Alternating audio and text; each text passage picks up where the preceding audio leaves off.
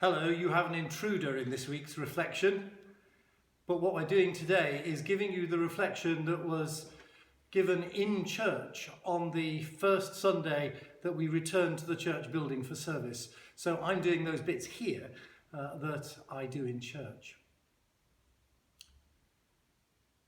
Behind every great man is a great woman, or at least a woman. Well, yes, that's now understandably a very unfashionable statement, and only a limited truth.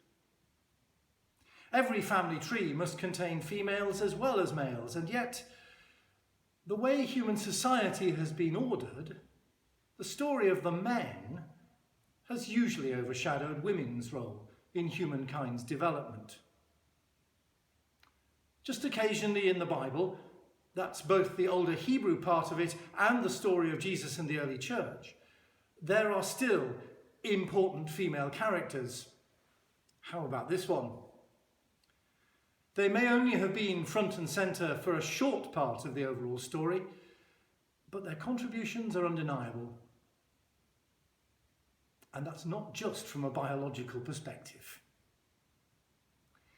As we continue to hear the story of the Jewish nation's development in the book of Genesis, we encounter another of the matriarchs. Like her mother-in-law Sarah, Rebekah is quite a pioneer.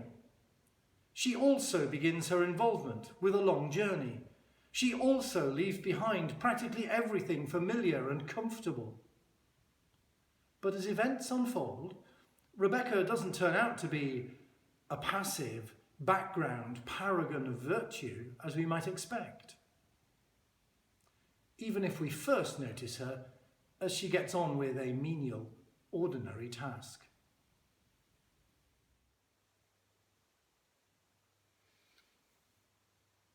I'd say it was a bit of a one-camel town where we lived, but it was really more one donkey, hardly smart. I'd always thought nothing's ever going to happen here. Yeah, city, but dull, dull, dull. And when I grew up, oh, come on, I was a girl. Marriage and motherhood were the best we could hope for. Many sons, well, maybe, but that's more luck than anything. Oh, God's blessings, I suppose, but who was I ever going to marry in that place? The carpenter's boy, the potter, the cheesemaker. Living and dying in that dusty little community was all I had to look forward to. Yes, I did come from a good family, but I was hardly important, hardly anyone's favourite child. That would be my big shot brother, Laban. But then, one day, everything changed. No, not a war, no, not a plague, but a visitor. We weren't expecting anyone. I was just going about my normal duties.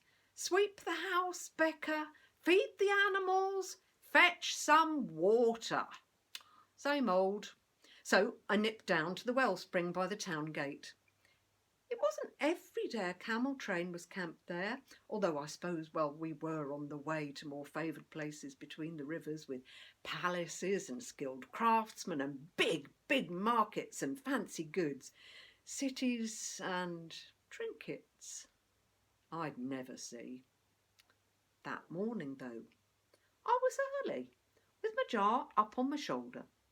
So when this well-robed traveller hops up and asks me for a drink the minute I'd drawn my water, I wasn't in a hurry, and he seemed pleasant enough.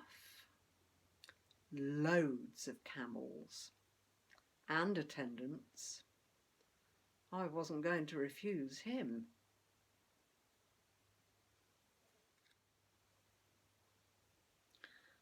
I didn't know what his business was or where they were headed, but I thought it might perhaps just be friendly to water his animals while I was there. The man was obviously in charge. I noticed how he was watching me while I was filling the troughs, staring if I'm honest. When I'd finished, he suddenly produced the bling. Wow, gold! I only gave them some water. He didn't really look like a trader, though. Try them on?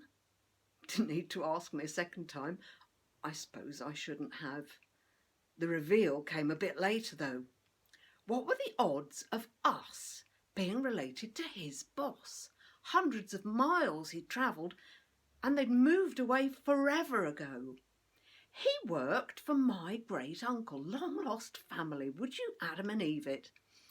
As it turned out, he was on a mission, looking for someone just like me, someone suitable to wed his master's son.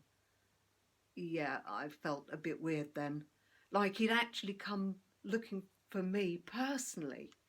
The God had brought him right to our very door. Talent spotting. The proposal, well, like I said, wife, maybe a mother if you're blessed. But I wasn't going to be Mrs. Cheesemaker after all.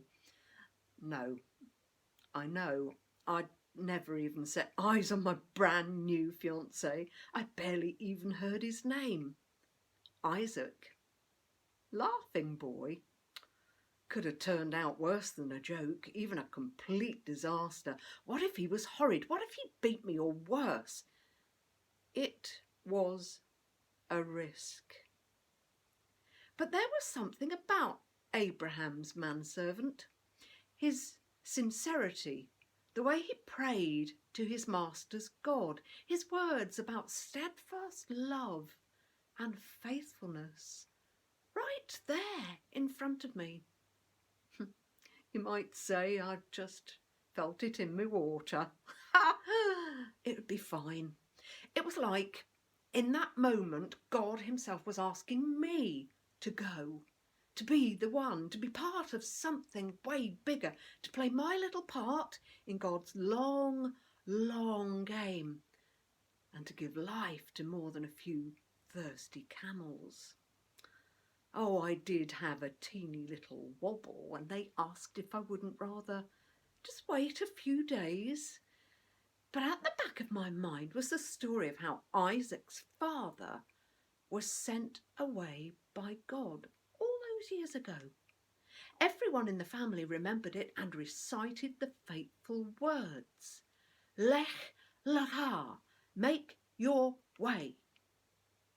2 of these heavy armlets might have meant swapping one serving position for another, but to me they were a hint, a clue of a double blessing on the way. No random encounter. God was behind it all right, making the ordinary into something special. And blood, you know, that's thicker than water. I wasn't going to let a long, hot, bumpy camel trek ruin my chance. So I went right away and never looked back. So Rebekah travelled south on one of those ships of the desert. But it wouldn't all be plain sailing. She's not unlike the Samaritan woman who Jesus met while she was drawing water from the well at Sychar. That Samaritan woman wasn't whiter than white either. But even though she is anonymous to us, she, like Rebekah, was highly influential.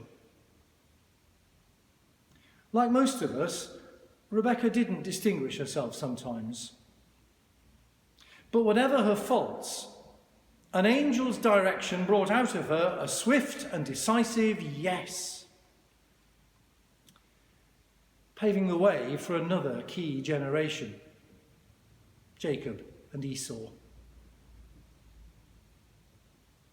That next generation of God's special, world-shaping people. It doesn't really matter that she was an ordinary, everyday kind of person, coping with the considerable trials of her times. She still had an eye for things eternal. And God can work with anyone who is slightly open to him, be they Jew or non-Jew, slave or free,